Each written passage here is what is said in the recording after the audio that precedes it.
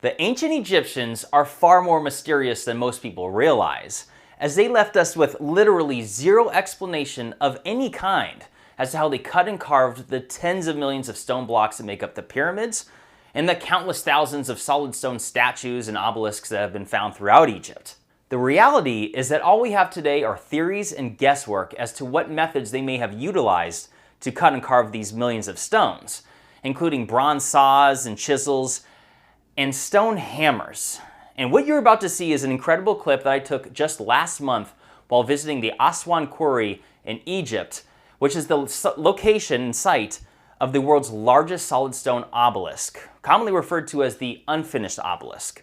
And we had the opportunity to physically demonstrate this method, which is, again, among the primary methods that have been considered to be what the ancient Egyptians used, even though, again, the Egyptians never told us that. Some modern researchers went in there and they saw these stone hammers, and they're like, that must be what they have used to do it. But apparently, these dorks never tried it themselves. And hey, I'm a dork, no disrespect, but it's not until you actually see and witness these methods with your own eyes that you see just how honestly silly these methods are.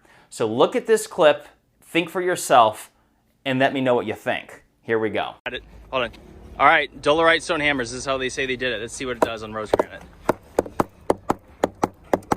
Maybe if I pour some water on it. Does that hurt your hands? How hard is that? It kind of sucks. It doesn't really hurt yet. It's not doing anything. Try doing a little grinding action. Dust. As well. Oh, this is a good shot. You're just chopping up dust. Now he is getting stuff off the edge. This is what we need, a whole team. Give these men some beer. They'll have an obelisk in a few hours. Oh my God.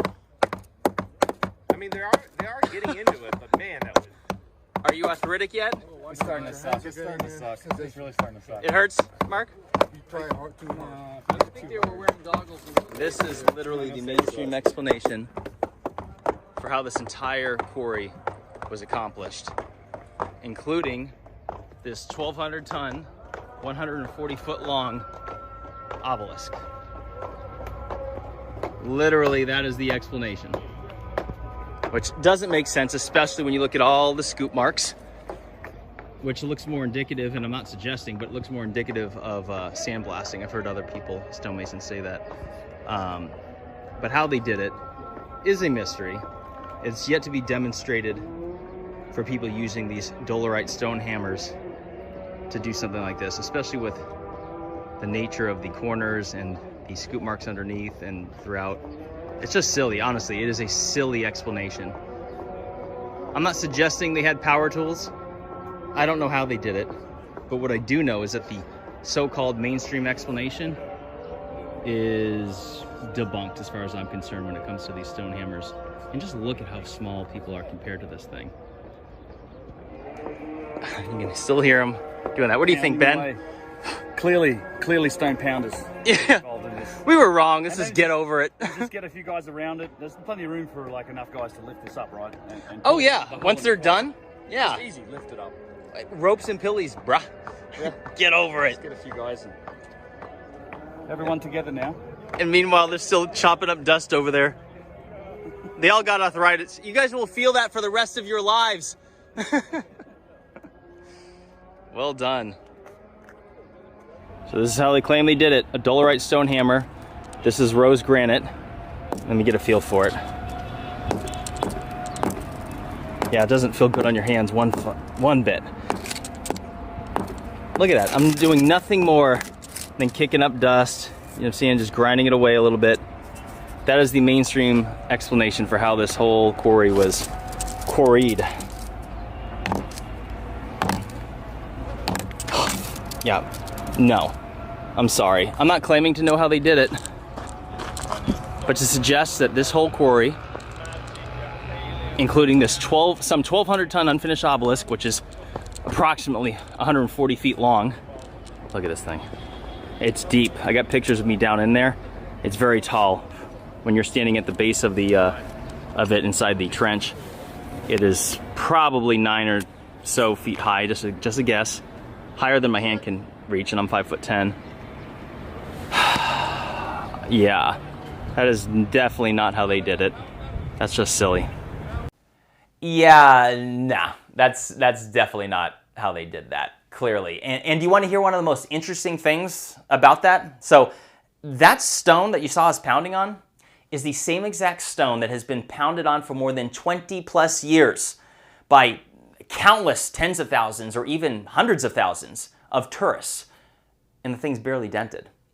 Clearly that's not the method. And by the way, what are those scoop marks about? That doesn't look like, I mean, how there's so many of them and they're all just, no, that's not from lining up a bunch of people and pounding away with a stone hammer.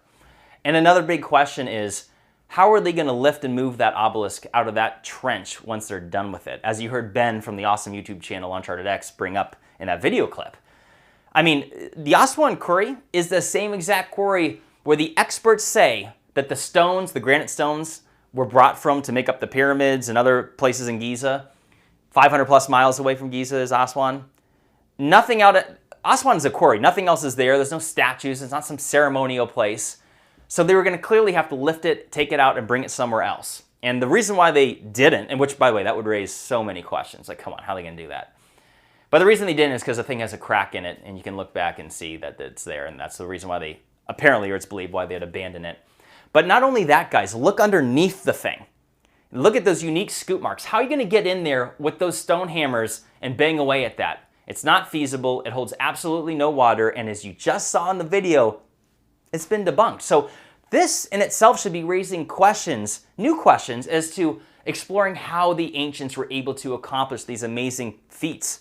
So anyways, guys, I'm going to close it up there, but I want to give a quick shout out to the new up-and-coming channel among the ancient history community, which is Johanna James. Guys, we finally have a female in the mix, and it's been long overdue.